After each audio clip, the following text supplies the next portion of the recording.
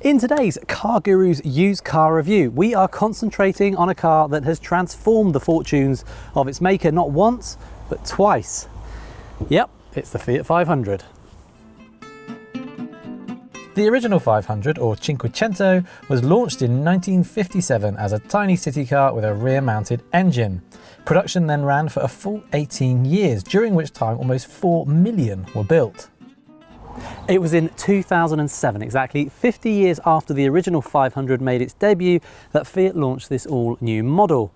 This time the engine is in the front, but with its dinky dimensions and retro styling cues, the lineage between the two is clear. And that's whether you go for one of the pre-facelift modern 500s or a post-facelift car from 2016 onwards, like this one.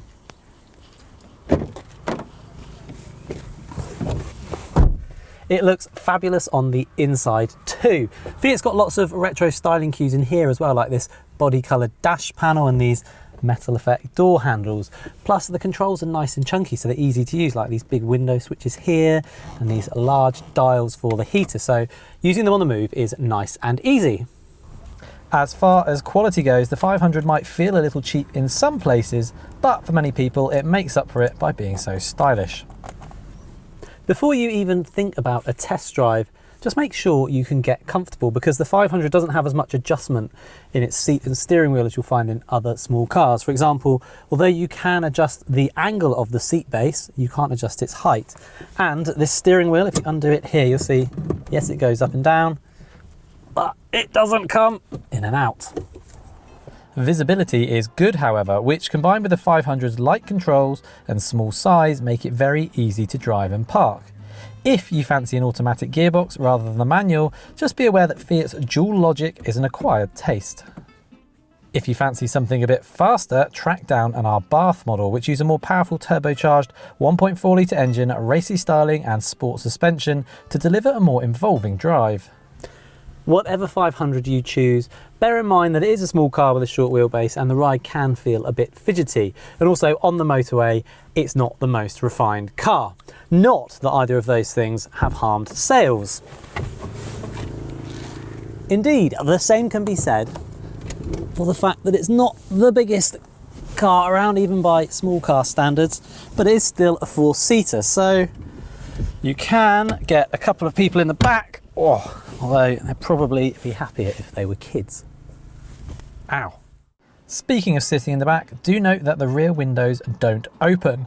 If you do need a more open air experience though, the 500C convertible model with its full-length fabric roof could be the one. The boot in the hatchback is just shy of what you get in a modern Mini, meaning the 500 is okay for carrying a weekly shop, but anything bigger than that might make you think twice. If you want split folding rear seats, you'll also have to go for a higher spec model.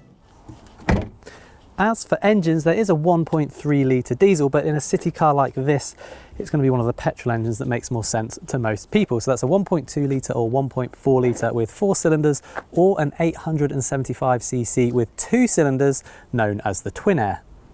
Power outputs vary throughout the car's life, and CO2 emissions and thus road tax will depend on whether the car you're considering is equipped with stop-start, so it's important to check these things before committing to buy a particular example.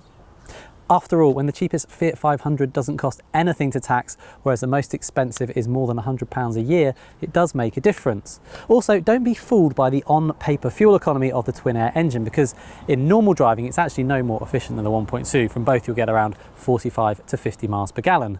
Go for a diesel and you'll get around 10 miles per gallon more than that, providing you do a lot of motorway miles. In terms of potential problem areas, have a look at the paint for any chips or scratches and the wheels for any curb damage, as you would with any city car. Also, give the door handles and the boot release a few goes, because both have been known to fail, and go through all of the electrical items one by one, making sure they all work, including the lights. Finding a car that has been serviced annually will maximise your chances of not running into any significant reliability issues, and with petrol engines, ensure the cam belt has been changed every 5 years. If not, budget around £350 to have this done. Only buy the diesel if you do the kind of regular long runs that will give the particulate filter a chance to regenerate. You'll also want to buy from a highly rated dealer, which is where CarGurus dealer ratings come in based on feedback from other car buyers. Plus, of course, by using cargurus.co.uk, you can take advantage of our instant market value technology, which will tell you how the price of one car compares with others that are a similar age, mileage and specification currently offered for sale. Right, that's it from us for now. Don't forget to check out cargurus.co.uk as well as subscribing to this YouTube channel so we can tell you when our next used car review goes live.